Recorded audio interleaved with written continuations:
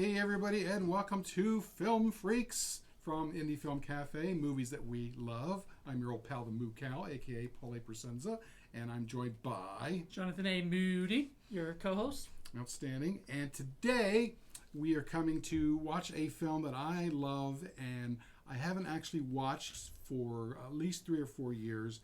And I'm pretty sure it's a movie you've either seen, I know you definitely have heard of it, but you may not have seen the version that I have. And I'm talking about the classic 1960 movie, Black Sunday, a.k.a. The Devil's Mask. I've heard of it, yeah. It's Mario Bava's first movie. And Barbara Steele, it's just, you've not seen this? No, I know I've heard of it and everything. This is one of my favorite movies of all time.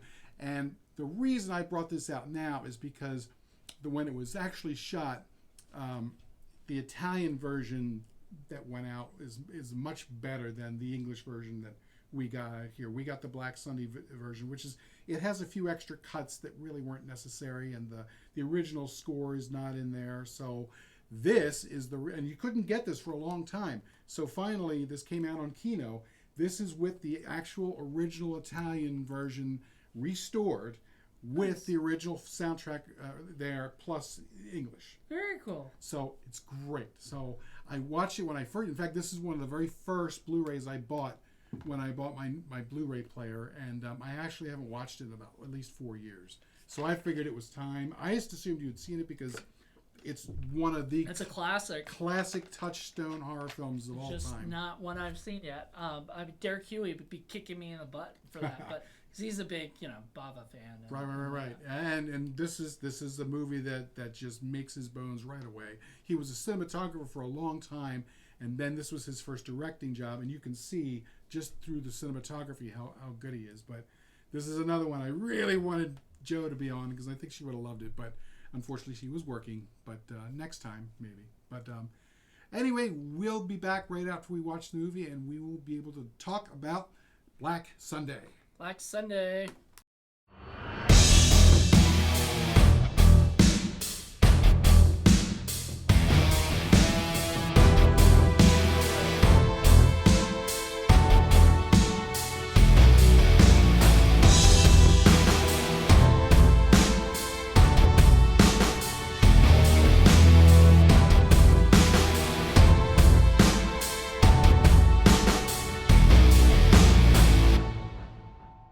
Hey, and we are back. So, what did you think of Black Sunday? This was your first time of seeing it. Of course, this is really, we didn't see Black Sunday. We watched Mask of Satan. Black Sunday. I mean, is there, what's the difference?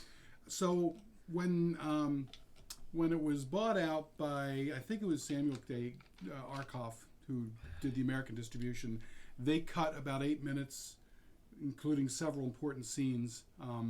They changed the soundtrack, and there were a couple other little minor changes that they did that, that detracted from the movie, most people feel. And now that I got to see the original finally. Oh, you never saw the original? Oh, when I bought it, yeah, I did. I've seen it a couple times. So you watched it already. But I hadn't seen the original until they put it out, like this in Blu-ray. Because before that, the only thing you could get was the Black Sunday version. So, yeah. So what did you think? I loved it. It was a lot of fun. It was, I like those like atmospheric ghost kind of stories, like The Uninvited and gothic stuff or whatever. Very gothic. And and I also love the Universal monster movies like Dracula, Frankenstein, Wolfman, and it's got a lot of that in there. Oh yeah, there's a huge influence with that. There's a lot of little quick scenes that you look at and it's like, wow, that's from Frankenstein, that's from Dracula, that's from Phantom Stagecoach.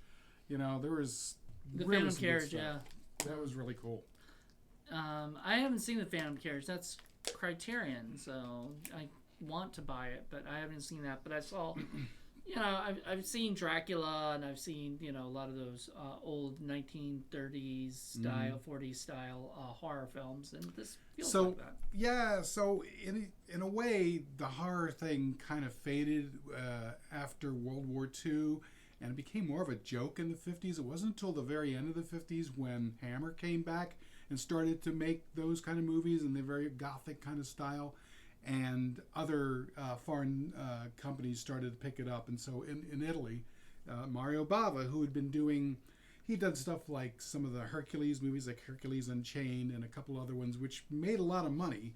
But that's where he sort of made his bones as a cinematographer. And then he got the chance to do this movie, and this was his first directorial debut. Oh. And he also did the camera work too. But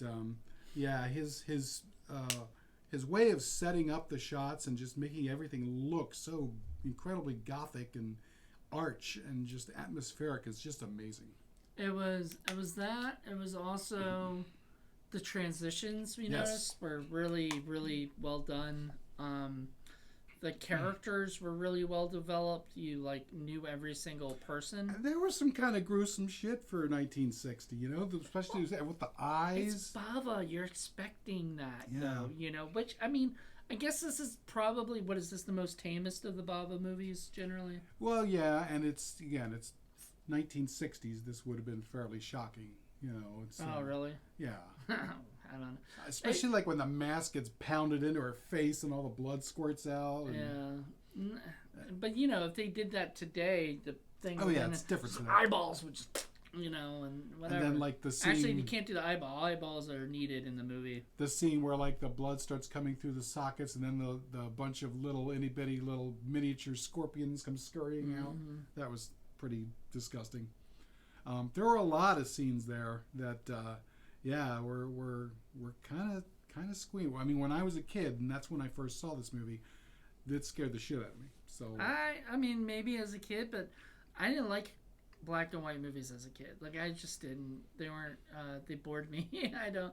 So I don't know if this would have bored me, but I would have been not as interested. Mm-hmm.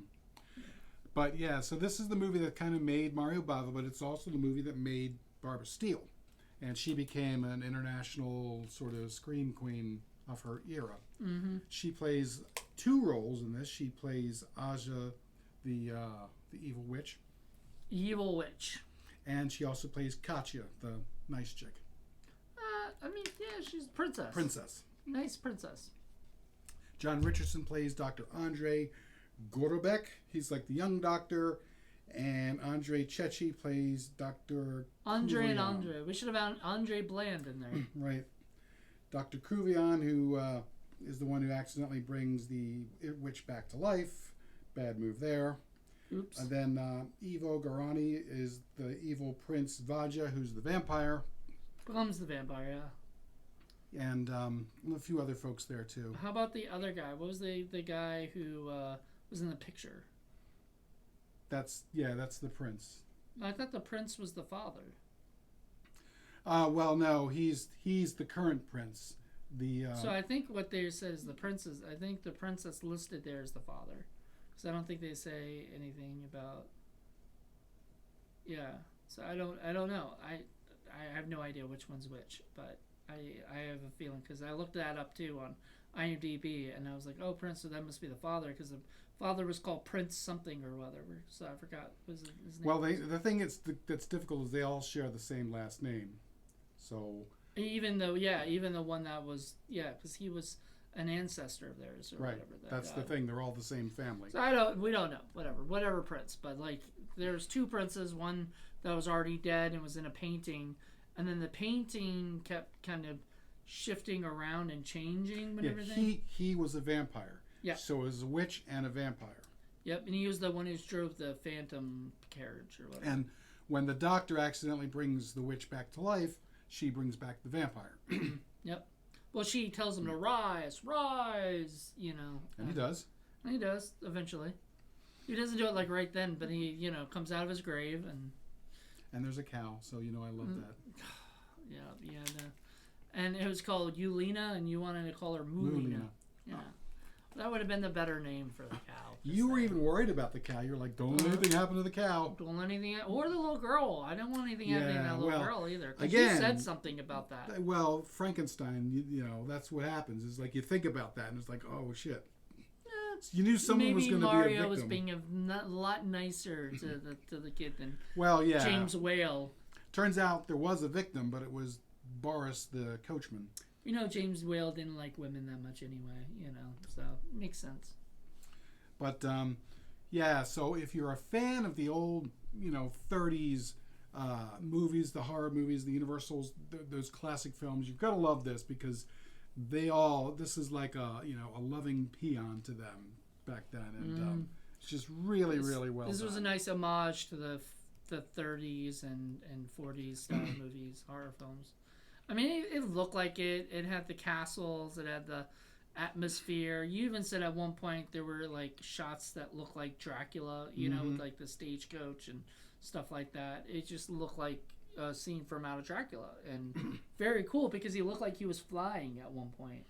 Well, and the thing that I find amazing is that the stuff that we loved, the fluid motion of some of the shots and just his cinematography, initially it wasn't well received, at least in Europe. People complained that the camera moved too much, which is weird. I mean, we think of it now as being weird, but he was kind of one of the guys who helped establish that. Very cool.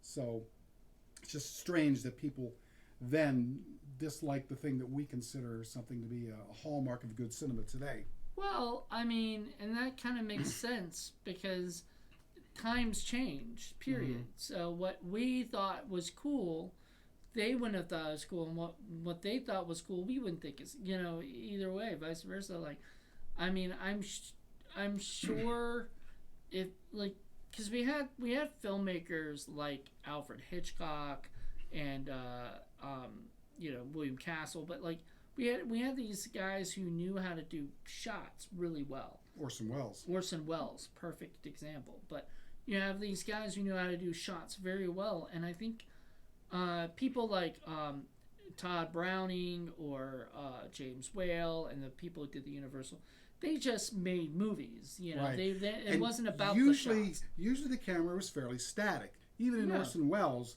a lot of people talk about in Citizen Kane his sort of revolutionary use of point of view, like when here you're seeing from the floor level all the way up, and here you're seeing it.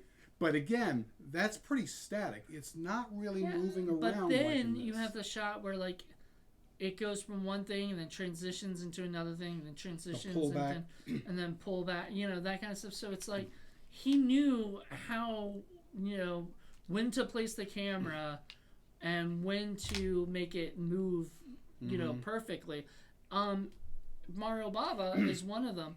And interestingly enough, I was looking up Barbara Steele, and she also worked with David Cronenberg. And David Cronenberg's films kind of resemble Mario Bava this. Yeah, he definitely loved Mario Bava. Yeah, and so like it's really funny when you see like these like John Carpenter started working with Janet Leigh because he was a huge Hitchcock fan, right? And then you look at obviously Cronenberg was like, oh, I get to work with Barbara Steele, who's who's made famous for being in Mario Bava's movies. So. Right. And as I was mentioning before too, this is less a movie about plot, although the plot's interesting in of itself. It's just fairly simple. There's one thing I didn't like about it. It's mostly the way that it's done, the atmosphere, the visuals, the mood, the setting. The sets are flippin' amazeballs. I mean, if you really love rich detail, spend 5 minutes in this Mario Bava movie. It's beautifully shot, and with the Blu-ray, the details really pop out, and there's so much for your eye to soak in. It's just amazing. But yeah, you had some quibbles plot-wise. There was one thing.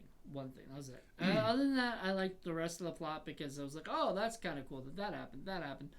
There's a trapdoor scene where one of the guys fell in the trapdoor, and we don't know how deep the trapdoor is at first. Later. Yeah, we don't know at first how deep it is. So it could have been like he fell onto like something small or whatever, or he was holding on or whatever like that. Then we see another scene where a guy, the vampire guy. He's fighting the vampire. He's fighting the vampire, and he pushes the vampire off into the thing, and the vampire's holding on. He kicks him off. No. The vampire's on top, and he's got the doctor on the edge. Oh, that's right.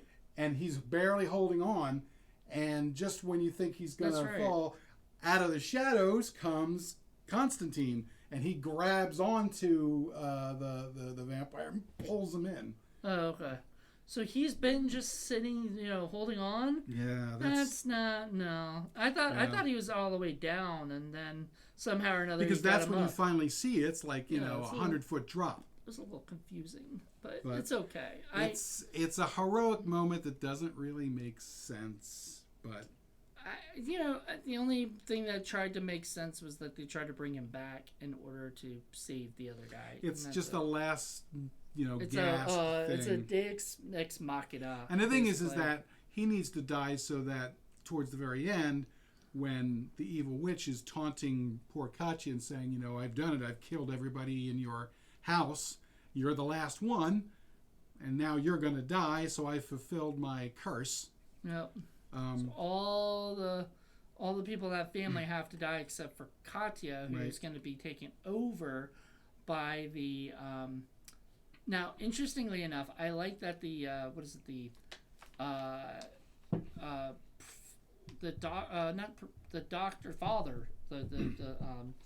priest guy or whatever tells the doctor that he's got to take a thing and just shove it in the woman's eye, the left eye, and that'll stop the whole thing. Which, I mean, it would have worked had she not already started all this stuff and been, basically taken over Katya. So now what's left is burning Katya's body, which has been transformed to the. So she's actually Katya is now in the body of the old witch, or whatever. And in fact, she's not completely transformed yet, because at one moment, you see her face, and then he's like reaching for her, and part of her cape gets pushed aside, and you see there's still that little skeleton, skeleton rib cage part. Yeah, it's pretty gross. It was gross.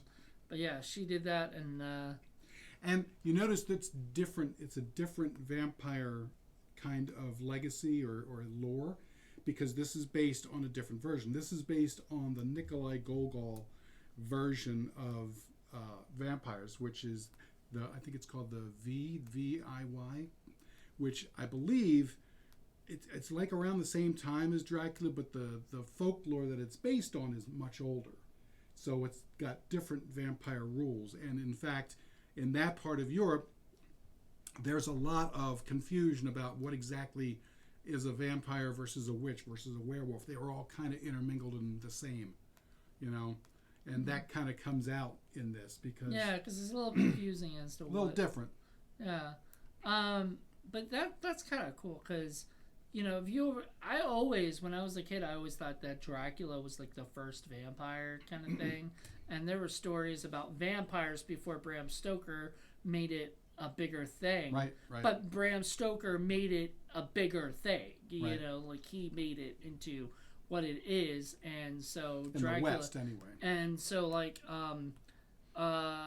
we were looking it up because there's a character that's going to be in Lucas and Olivia, the Supernatural Assassins movie we're doing, and it's called he's Imbrogio, and he was the first vampire ever to sort of exist, which was in the Greek mythology. The Gogol book was written in 1835, so that's like 60 years earlier. Yeah, but the Greek mythology of a vampire, of a person who oh sure, and that. The Chinese ones are even earlier than that. Well, I'm sure there's a first vampire from Chinese folklore, but and of course the Russian version is always different than anybody else. Although this is set in Moldova, I don't know if you noticed that, which was kind of interesting. Is that close to Romania? Mm-hmm. Okay, so it's in that Transylvania, Romania kind of world. Okay, interesting. And check out, I love the poster of the original. That's the original poster for the film. Oh, cool. La Maschera with del the bloody red hand on it. Demonio, which must mean the mask of Satan. Right? That's cool. Pretty neat. And now there's actually a really good Russian movie called V, which we're going to end up doing probably on Forgotten Horror Classics because most people don't know about it. And it all comes back from the same Gogol story. Yeah, this definitely wouldn't have been a Forgotten Horror Classic no, because it's everybody too well known. knows this movie. Yeah. I mean, it's talked about. It's not something that just kind of is obscure or anything. But it's Bava. Bava is so famous. Like any horror person, any horror film lover knows the name Mario Bava. If you don't know it, then you're not a horror fan. Like that's just the bottom line. So if you claim to be a horror fan but you don't know who the fuck Mario Bava is, first of all, go find out more about Mario Bava. Yeah, so it's, you know, go watch his movies. In addition to Mask of Satan, you've also got things like, you know, Baron Blood and Black Sabbath and the Whip in the Body and just a whole bunch of other things. I think I mentioned Baron, Lisa and the Devil, you know, Kill Baby Kill, a lot of good stuff. There you go. And yeah, I really dig the old atmospheric kinds of films. You know, those mythic films. You like supernatural films where it's not a human killer, right? It's the spirit of like a human. In Ed Wood, where Martin Landau is playing Bela Lugosi, and he talks about the reason women love Dracula. Blood. It's because it's mythical.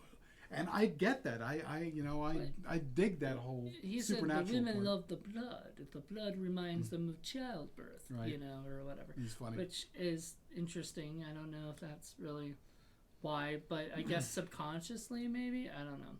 Psychologically maybe. I don't know. Right. But yeah, it's you know, that you know, and in Bela Lugosi was right. At that time, nobody was making horror pictures anymore. Not like that. Like he was saying, they don't make horror movies anymore. Now it's all giant atomic bats monsters and giant reptiles and giant. Who would believe such things? And that was so true because back then, who did, you know, like still to this day they make those movies like big CGI monsters, you know, or whatever. Yeah, because you know in the 40s was really the transition period because the Universal movies in the 40s, in the early 40s, there were some decent ones, but they just did not compare to the ones in the 30s. And after World War II ended, it was really more like Abbott and Costello get chased by ghosts or something goofy like that. It was a joke. You know what I mean? I did like the Abbott and Costello movies though, because they were fun. Because they loved the originals as well, so they just wanted to do it as a parody. But I mean, you know, yeah, it did become sort of jokey, but then it came back. Like it goes through phases. We had Scary Movie at one point, you know, like it goes through phases. Yeah. You know, of like things of like, well, let's be serious, but then let's not be serious. Well, and that's why I love Robert Eggers, because he clearly is a Bava fan as well. And The Witch is, I mean, you could compare this with The Witch very easily. It's just a beautifully shot, very, very atmospheric film. So I love to see that. And I'm telling you, man, the details, the fireplaces and just all the costumes and just all the details were just top notch. They did a great job. I mean, I was very impressed by it. The music was really good, and this music was much better than the American version. So. Okay, so there's a little bit different, you said, yeah. Mm-hmm. I like stuff like, oh, we forgot to mention the secret passageways. Oh yeah, it's several ways. You know, yeah. Apparently, there was one secret passageway that they figured out, and then they opened it up, and this, and the one, who was it? Like somebody was supposed to wait. Oh, that was the like butler guy. The butler guy, yeah. He had to wait, and then that didn't happen. And well, then, he tried, but he got himself killed. Yeah, he got killed, and then the other, you know, then the other two are looking through the secret passageway, and they find another secret passageway, which is cool. Yeah, and you never see that in movies. I don't think even to this day, other than this is the only one I know. Now maybe other movies have done it, but this is the only one I've seen. So. And then on top of that, there's a trap door in the second secret passageway. Yep. So and the hidden, you know, stuff hidden behind paintings and just all kinds of fun little nooks and crannies and stuff, you know. It's just and then cool. There'll be like shots where you see the painting or whatever, and you'll see something like next to it, and then all of a sudden you see the girl, you know, the bad witch and everything, it's just so cool. Like, I like stuff like that. Mm-hmm. I like movies that sort of freak you out a little bit, you know? Right. And, All right. Kind of you have no idea what's going to happen next or whatever. And it was a happy ending. We just watched another movie that for Criterion watched that was not a happy ending. Mm-hmm. This was a happy ending, so good. And one that made sense too. It wasn't like you forced or anything. Yeah, it wasn't like, oh well, we need to make a happy ending so we can make people happy. It's a little bit on the romantic side. That's probably my only little quibble with it. There's a little too much romance. That's a problem? No. I like more of the scares. I like less of the romance. But I understand why it's there, because you root for these people and you get involved. Care and, you get involved in their relationship and you want things to work out. So I get that. Yeah, I didn't. No, literally, I remember looking at that going, he just met her. Why is he like all of a sudden so like this has only been one day? Yeah, but she's Barbara Steele. She's gorgeous. I get it. Look, she's gorgeous. That doesn't mean like he said he's a nerd. He never even sees women. He said probably. He'll never love again. I'm like, bullshit, motherfucker. Just you don't understand Italians. This is how we are. Man, just eat your pizza. That's right. Calm down. Life isn't over. Very romantic. That's not romantic. That's ridiculous. It's a little much. That's ridiculous.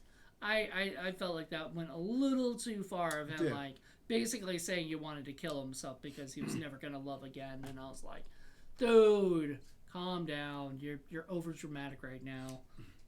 I know she's dead and that sucks. And then she wasn't. She was alive. And I think that's a little bit of a cop out. Like, I kind of would have preferred if she died. She didn't, the evil witch was not finished transforming. That was the whole thing. Okay. So she didn't finish. That's why she's still alive. Okay. So that makes sense. Yeah, and I'm glad she didn't finish because then the girl wouldn't, the witch would be alive. She almost did, though. She almost managed to convince him that Katya was the one in the tomb. Yep. And she's like, yeah, whatever you got to do it to her now. And he pulls out the thing and he's going to shove it in her eye. And then he notices the crucifix, which she can't wear. And he's like, well, wait a second, that doesn't make sense. And he's like putting it on her and she's like, ah. See, once again, it goes into vampire territory because I don't think witches are afraid of crosses and stuff. It depends on the lore. I don't know. Like, it's so crazy and weird. I don't know. And because it depends on the lore, like every. Yeah, on where you're. But I guess you have to establish the lore. So the lore in your movie has to match. So right. So it did a good job on that. In the Russian versions of this sort of supernatural creatures, it's consistent. Yes. Less so with the Dracula version because it's different, or some of the other kinds of witch movies, because they're just different. They're not going that way. They're usually more British sort of oriented or American oriented. That's what we're used to. But the Russian versions are very, very different. I mean, Baba Yaga is a whole different kind of creature that's pretty much a witch and a cannibal witch at that. There's a movie called Baba Yaga, I think, right? There are several movies that are based on Baba Yaga. Mm. So, and there's a couple good ones. The old ones are really, really good. So there's slightly different twists, and that's why those really old Montague Summers books talking about the vampire is kith and kin and history of witchcraft that are like way out of print. I'm so happy to have, because I was totally into that kind of stuff as a crazy, ridiculous teenager. And when I saw those rare books, I bought them and I kept them. They were my cherished possessions. Still have them. And they talk about the different traditions of the different creatures from different parts of the world and how they compare and where they originated from and that sort of thing. Very cool. So, yeah, it is.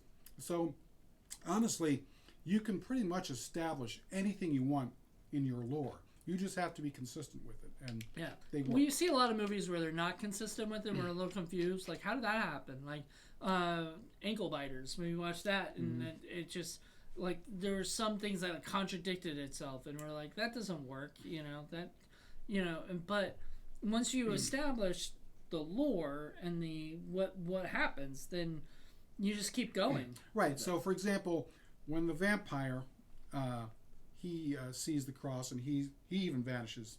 There's that creepy scene where he like kind of comes in and everything opens up on its own for him, and it was like, oh shit. Or it's just start falling too, like breaking. Yeah, coming over. He's like fucking with him, knocking over shit. Yeah, like he's a not actually poltergeist. touching it. Yeah.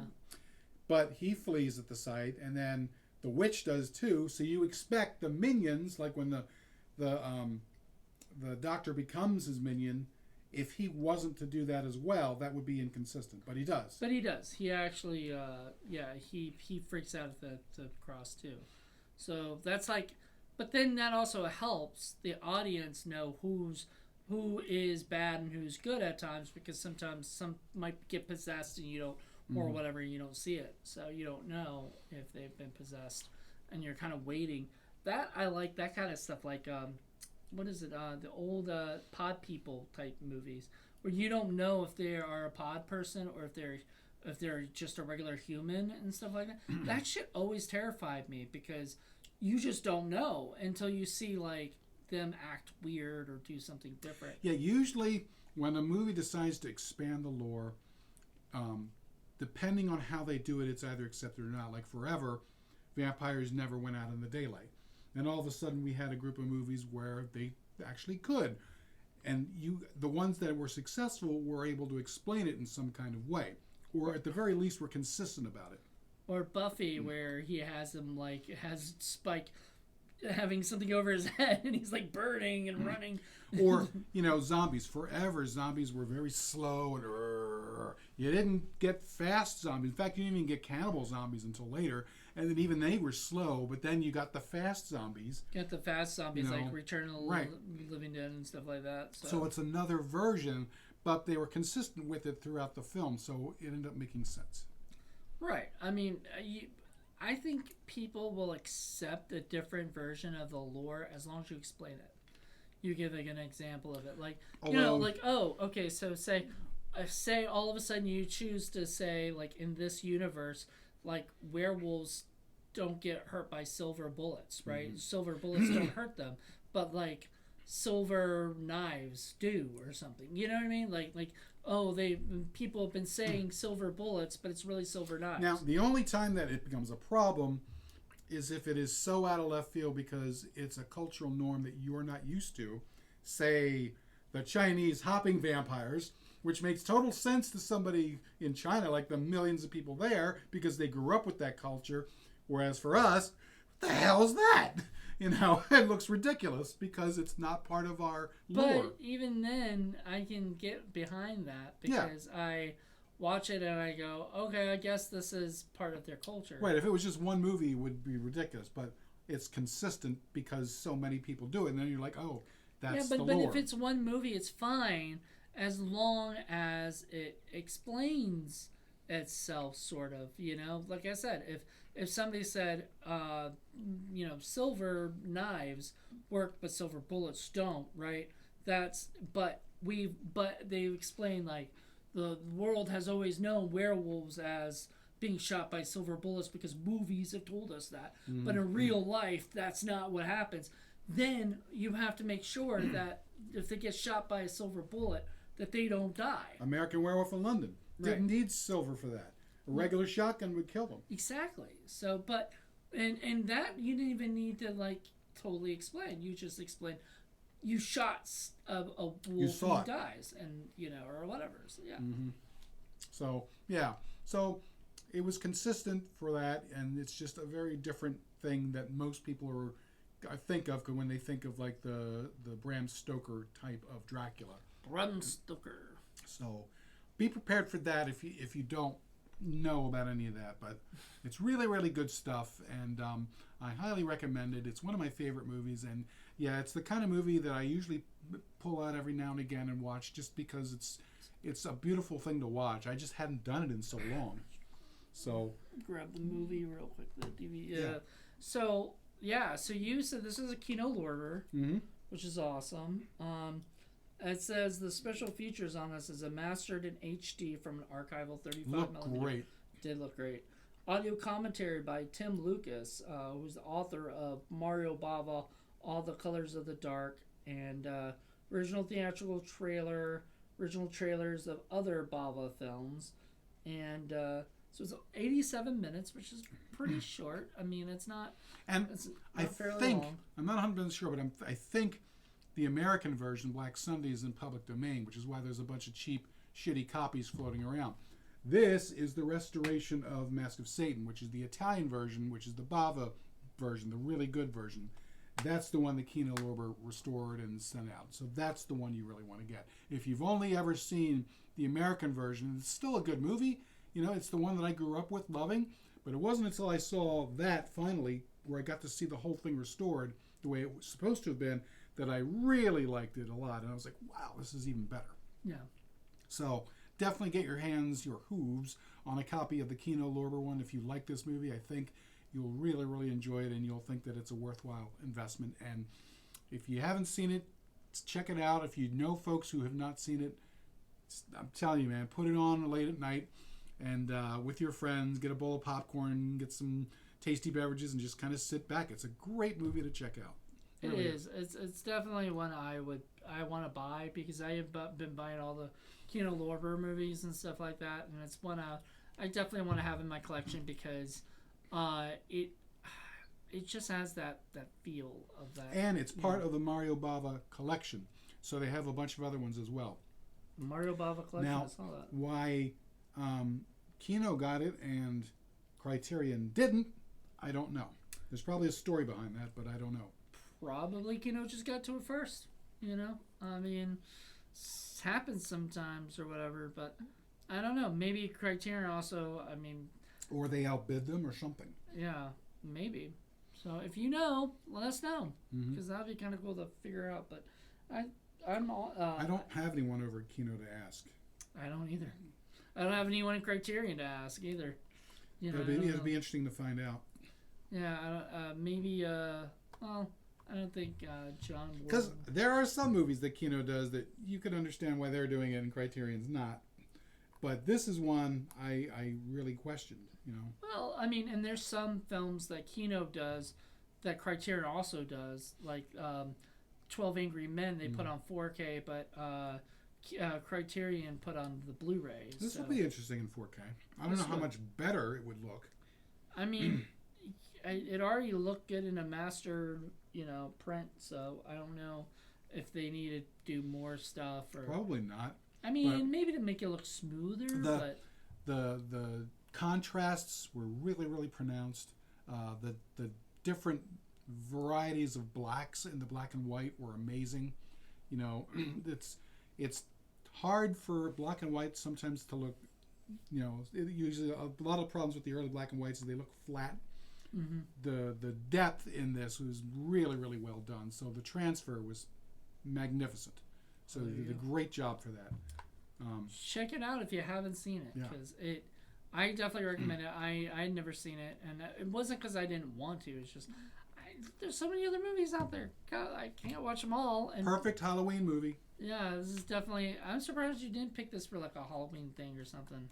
But Well, I was waiting to get somebody aside from us that hadn't seen either Joe Lynn or maybe Just Jan. Well, you probably thought I already saw it, so you were like, Just Jan knows about it and won't see it because she actually doesn't like real horror movies, real scary ones. Yeah. Well, I don't really think. I think it reminds me too much of the 1930s style movies that it doesn't really scare me. It's just kind of cool and kind of creepy. Mm-hmm. I mean, there's one like a scene where the eyes kind of. The woman, was it the dead woman, witch? Also, her eyes kind of pop in, to her skull, and she's, you can see her eyes, and it's really creepy. Like, there's some creepy scenes, but there wasn't anything scary. There wasn't anything I was like jumping. Well, you and I think that, but I think she's a little different because I think most people are a little like we are part of a group of people who watch horror films all the time, right? And she doesn't, and this doesn't. Other than after a stinky, while, cheesy ones. Yeah, I used to think like, I used to watch these movies thinking I'd be terrified of them, and stuff. And then I'm just like, I don't know. I think I've watched too many, and it's just I sort of like get to this age in life where I'm just like, it's fake. It's all part of the movie. That's pretty much where I've been. It takes a lot for me to really get a reaction. But I've asked her before. I was like, oh yeah, we're actually going to do a really good horror movie. She's like, oh no, I don't like really good horror movies. They scare me. I'm like, they're supposed to scare you. She says, I know, but I don't like that. Yeah. So I was like, okay. She doesn't want to be scared. She wants to watch the Mystery Science Theater 3000. Yeah. It's understandable. But no, I don't mind this. This doesn't terrify me. It's not going to give me bad dreams or anything.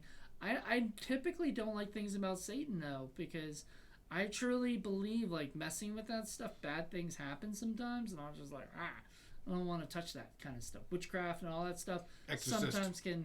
We did a movie that witchcraft, and I was a little not cool about doing it, but I was like, you know, it was fun though. You know, we had a good time making it.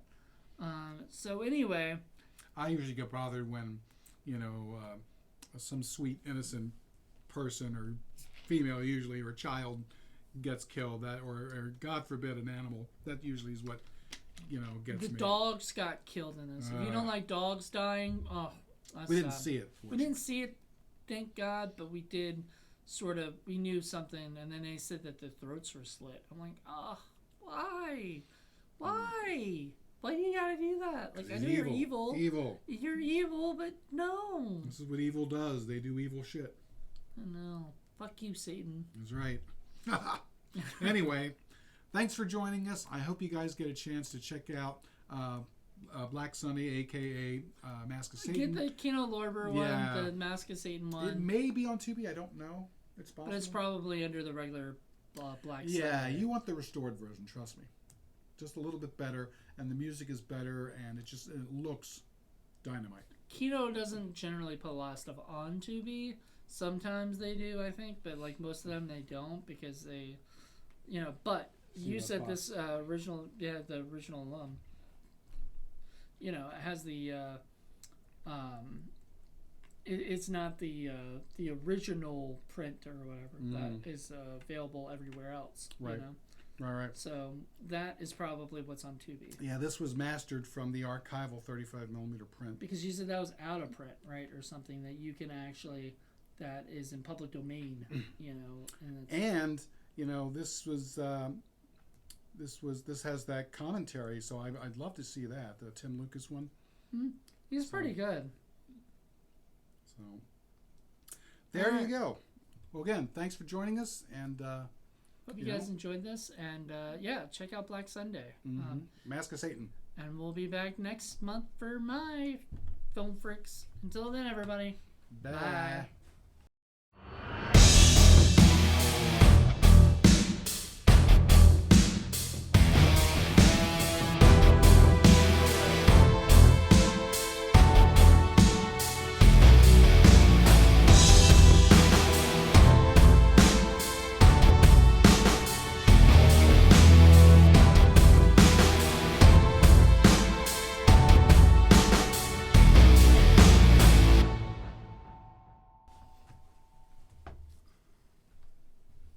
The cow of Satan.